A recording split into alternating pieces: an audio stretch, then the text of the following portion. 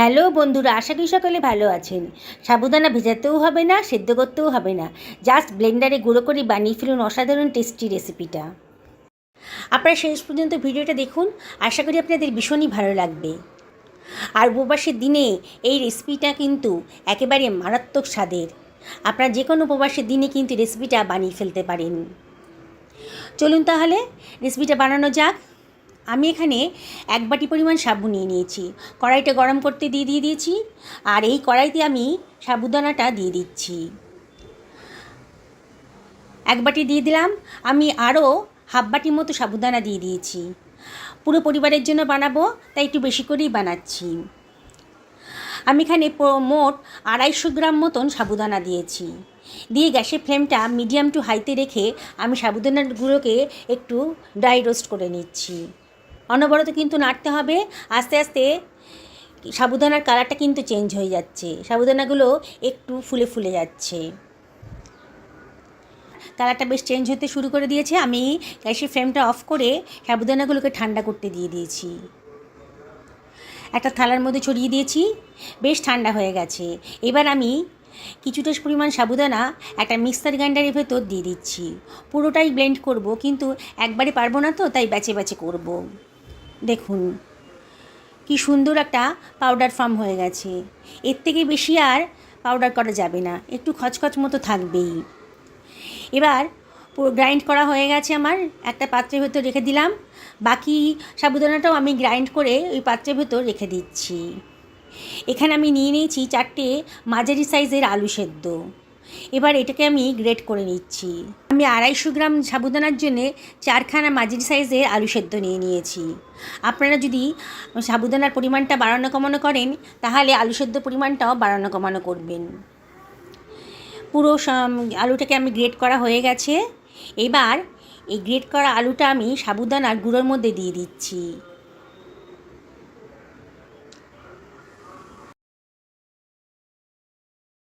এবারে আমি এর ভেতর মিশিয়ে দিচ্ছি 1 টেবিল চামচ মতো আদা আর কাঁচা লঙ্কার পেস্ট। এবার দিয়ে দিচ্ছি লবণ। আমি এখানে সাদা লবণ দিচ্ছি, আপনারা যদি ব্রত পালন করেন তাহলে সন্দেহ লবণ দেবেন। আর দিয়ে দিচ্ছি 1 টেবিল চামচ মতো গোলমরিচ, আর হাফ টেবিল চামচ মতো গোটা জিরেও দিয়ে দিলাম, কিছুটা ধনে পাতাও দিয়ে দিলাম। এবারে আমি সব কিছু ভালো করে মিশিয়ে নিচ্ছি। আমি এই সব জিনিসগুলো দিয়ে মাখছি এটাকে। আপনারা যদি ব্রত পালন করেন, যে যে জিনিসগুলো আপনারা খান না সেগুলো বাদ দিয়ে দেবেন। এবারে আমি সব কিছু ভালো করে মিশিয়ে নেব। প্রথমে জল ছাড়াই এটাকে আমি ভালো করে মিশিয়ে নেব।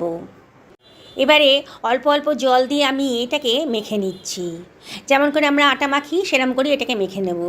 সাবুদানার গুঁড়োটা কিন্তু সাবু গুঁড়োটা কিন্তু অনেক জল টানে, তাই অল্প অল্প করে জল দিয়ে এটাকে মেখে নিতে হবে।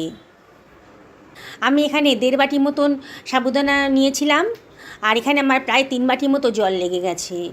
দেখুন আমি অল্প অল্প করে জলটাকে দিয়ে ভালো করে ঠেসে ঠেসে মেখে নিচ্ছি। আমি মাখাটা হয়ে গেছে, আমি কতগুলো চিলি ফ্লেক্স, একটুখানি চিলি ফ্লেক্স আর কি দিয়ে দিলাম। কালারটা দেখতে ভালো লাগবে বলে দিলাম। আপনার যদি অপছন্দ হয় তাহলে বাদ দেবেন। আর একটুখানি কসুরি মেথিও দিয়ে দিচ্ছি। পরে দিলাম এই চিলি ফ্লেক্স আর কসুরি মেথিটা, গন্ধটা খুব ভালো লাগবে। 1 টেবিল চামচ মতো সাদা তেল দিয়ে দিলাম। দিয়ে আমি আবারও সব কিছু ভালো করে মাখিয়ে নিচ্ছি। এটাকে আমি 10 মিনিটের জন্য রেস্টে রেখে দেব। আমি কতগুলো আলু সেদ্ধ করে নিয়েছি। আজকে এই সাবু পুরি বানাচ্ছি, বুঝতেই পারছেন তো। সাবু পুরির সাথে আমি জিরে আলু বানাবো, খেতে ভালো লাগবে। এই আলুগুলোকে আমি একটু টুকরো টুকরো করে কেটে নিচ্ছি, একটু বড় বড় সাইজেরই কাটছি। এবার কড়াইতে আমি সাদা তেল দিয়ে দিলাম 2 টেবিল চামচ মতো, আর দিয়ে দিচ্ছি কতগুলো চীনাবাদাম। চীনাবাদামটাকে একটু ফ্রাই করে নেব। গ্যাসের ফ্লেমটা মিডিয়াম টু হাইতে রেখেছি, আর চীনাবাদামগুলো অনবরত কিন্তু নাড়তে হবে, নাহলে কিন্তু পোড়া ধরে যাবে। পুড়ে গেলে তেতো হয়ে যাবে, তখন খেতে ভালো লাগবে না। দেখুন কালারটা যখন চেঞ্জ হয়ে গেছে, তখন চীনাবাদামটাকে আমি তুলে রাখছি। ওই তেলেই দিয়ে দেবো 2খানা শুকনো লঙ্কা আর 1 টেবিল চামচ মতো গোটা জিরে। জিরে আলু বানাচ্ছি, তাই জিরে পরিমাণটা একটু বেশিই দিতে হবে। এবার সেদ্ধ করে রাখা আলুটা আমি এর ভেতর দিয়ে দিচ্ছি। দিয়ে এর ভেতর দিয়ে দিচ্ছি লবণ, 1 টেবিল চামচ মতো লবণ দিয়ে দিলাম।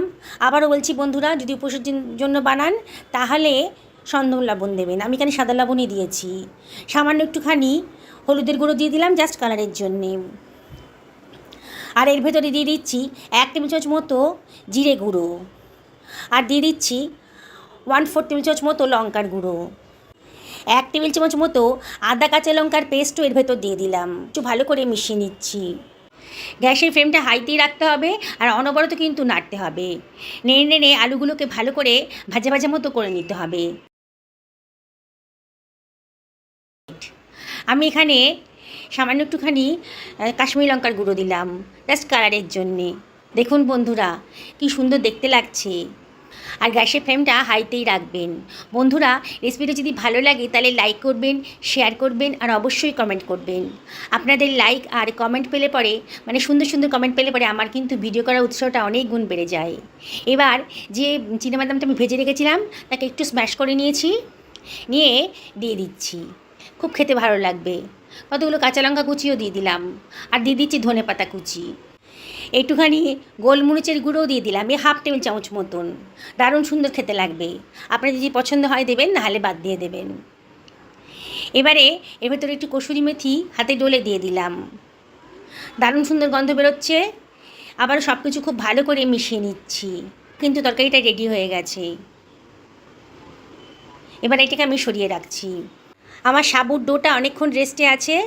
দেখুন অনেকটাই কিন্তু সেট হয়ে গেছে।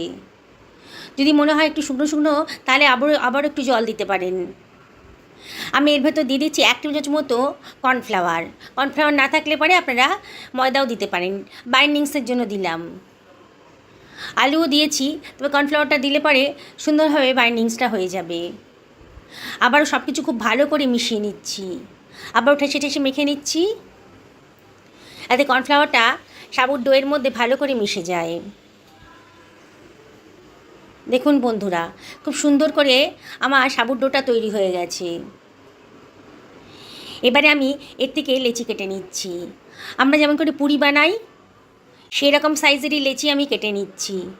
রুটির থেকে একটু ছোট লেচি। দেখুন সুন্দর করে আমার লেচিগুলো আমি কেটে নেব। একটা লেচিকে নিয়ে নিচ্ছি চাকতার ওপরে, দিয়ে ভালো করে আমি গোল পাকিয়ে নিচ্ছি।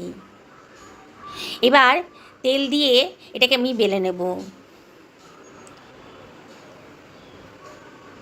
ইচ্ছে করলে আপনারা সাবুর যে গুঁড়োটা বানিয়েছিলেন সেই গুঁড়োটা দিয়েও বেলতে পারেন। আমি এখানে তেল দিয়ে বেলছি। দেখুন আমরা সাবুদানার তো পুরি বানাচ্ছি, সাইডগুলো তো আমি ফেটে ফেটে যাচ্ছি। আপনারা এইভাবে ভাজতে পারেন। আর না হলে কোনো ছোট বাটি নিয়ে বাটিটাকে এই লুচিটার উপরে বসিয়ে একটু চাপ দিলে পরেই দেখুন সুন্দরভাবে একটা গোলাকার পুরি রেডি হয়ে গেছে। এইভাবেও করতে পারেন। সাইডটা কিন্তু ফেলে দেবেন না, সাইডটা দিয়ে আবারও কোনো পুরি বানিয়ে নেবেন। দেখুন কত সুন্দর দেখতে লাগছে। আমি আরেকটা আপনাদেরকে বেলে দেখাচ্ছি।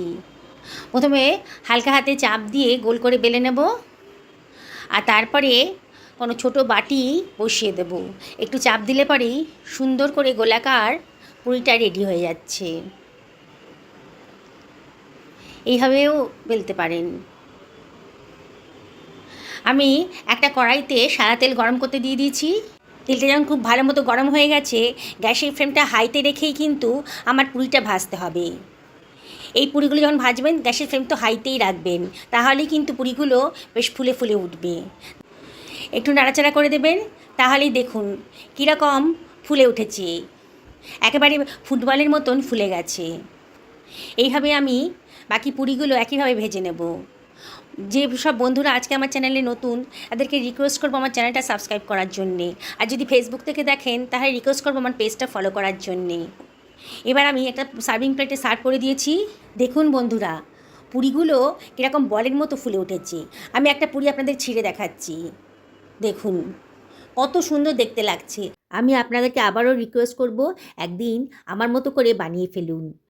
পরিবারের সকলকে খাওয়ান, নিজেও খান, সুস্থ থাকুন, ভালো থাকুন। এই কামনা করে ভিডিওটা এখানে শেষ করলাম। নমস্কার নেবেন।